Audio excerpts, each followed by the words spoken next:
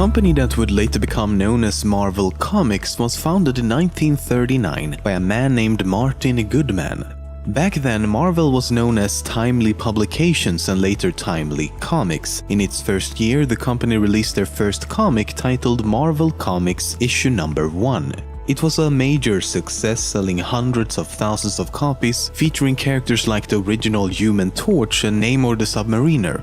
These two characters, along with Captain America making his debut in 1941, would remain as Marvel's most popular heroes throughout its early history. Early on, Goodman hired a young man named Stan Lee Lieber, who would go on to create many of the most popular Marvel characters we know today. Of course, you most likely know him by his pseudonym Stan Lee. The 1960s saw the introduction of many teams and individual superheroes, anti-heroes and villains that would come to define what the company is today. Some examples are the Fantastic Four, the Avengers, the Hulk, Spider-Man, Ultron, Thor, Guardians of the Galaxy, Iron Man, X-Men, Doctor Doom and Galactus, among so many others. In the coming decades, Marvel had its ups and downs and struggled to survive, due in part to a very unstable market, while also competing with its longtime rival, DC Comics. At the turn of the century, Marvel had some success with their live-action movie adaptations. Titles like Blade, X-Men, Spider-Man and Hulk would serve as the early instigators of the immensely popular and thriving superhero movie market we have today. In 2009, Marvel Entertainment, the parent company of Marvel Comics, was acquired by the Walt Disney Company, and with their initiative to launch the Marvel Cinematic Universe, superheroes are more popular than ever before.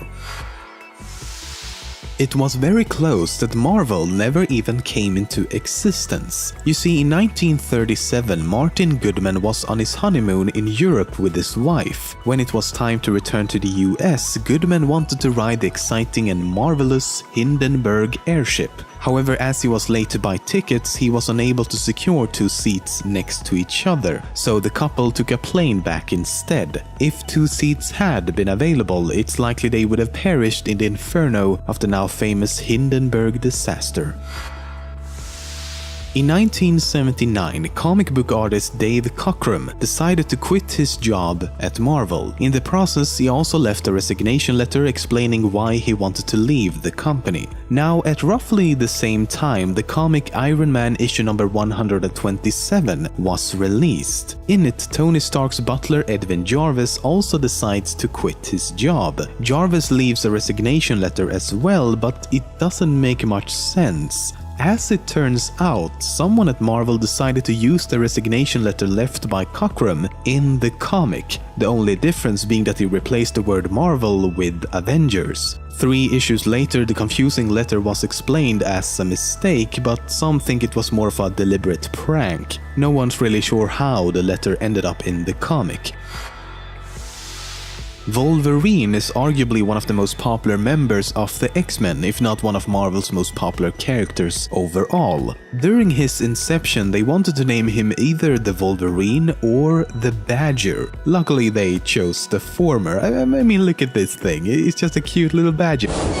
Now, once they did, the initial idea was for Wolverine to be an actual mutant Wolverine. This is even suggested in the comic X-Men issue number 98, where a scientist mentions that Wolverine is different from the rest of the mutants and doesn't even appear to be human. Another weird thing is that in the beginning, Marvel had a rule that Wolverine could not have visible arm hair while in costume, but when not in costume, it was completely fine.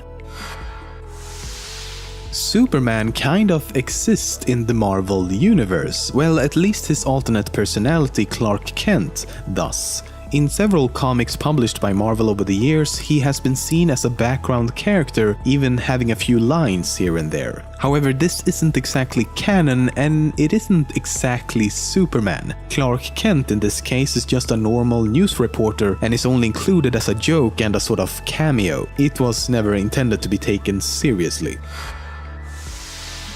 Something I have always wondered about is, after an epic battle taking place in some fictional metropolis somewhere, who's responsible for cleaning up the mess these battles often leave behind? Turns out that Marvel has actually tried to answer that question with an organization appropriately called Damage Control. Damage Control is a large corporation that uses advanced engineering technology to repair anything from an entire city to the Avengers Mansion in a very short amount of time.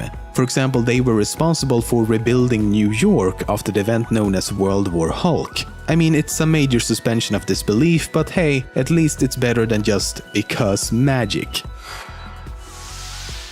In 1984, Marvel was doing extremely well. They had a market share of around 70%, with DC Comics at somewhere around 20%. In fact, for many years, DC Comics had struggled financially. So in February of that year, the head of DC Comics' parent company, Warner Communications, called the president of Marvel because he wanted to give them the publishing rights for all of DC Comics' characters. Eventually, they reached an agreement, and Marvel was actually set to acquire DC Comics, along with all of its characters like Superman, Batman, The Flash, and so on. The reason this never happened was because it would have resulted in Marvel completely dominating the industry with a staggering 90% market share, meaning Marvel could essentially do whatever they wanted without any sort of competition. Today, Marvel and DC are at a more equal footing, with other publishers like Dark Horse and Image Comics not too far behind. Michael Jackson was a big fan of comics and had a whole collection of hard-to-find comic book collectibles. One of his favorite characters was Spider-Man. In the 1990s, Marvel was looking into making a live-action Spider-Man movie, and when Michael Jackson heard of this, he wanted to be cast as the lead character, Peter Parker himself. He wanted to do this so badly that he attempted to actually buy Marvel Comics just so he could make and star in this movie. I think we're all pretty happy that this never happened. Aside from the more common characters that get their own movies, TV shows and the like, Marvel has a lot of really weird and obscure characters as well. Some examples are the Pet Avengers, which is exactly what it sounds like. The Avengers if they were animals. Then there's Spider-Ham, which is Spider-Man if he were a pig, and his real name is not Peter Parker, but instead Peter Porker. The Phone Ranger, who is skilled at repairing phone lines and phones. Bird Brain, a human bird. Matador, who's a matador. Leapfrog, literally a man in a frog costume.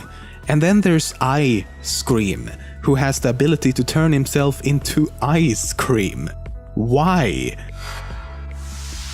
A large part of the X-Men's storylines follow the characters' struggle to be accepted as ordinary people, how society sees them as freaks of nature and not humans, which makes it kind of ironic how Marvel spent years trying to make the case that X-Men figurines should not be considered humans. They did this to avoid a certain tax rule that would have cost them a lot more money. The rule essentially states that human-looking figurines should be defined as dolls, while non-human characters are defined as toys.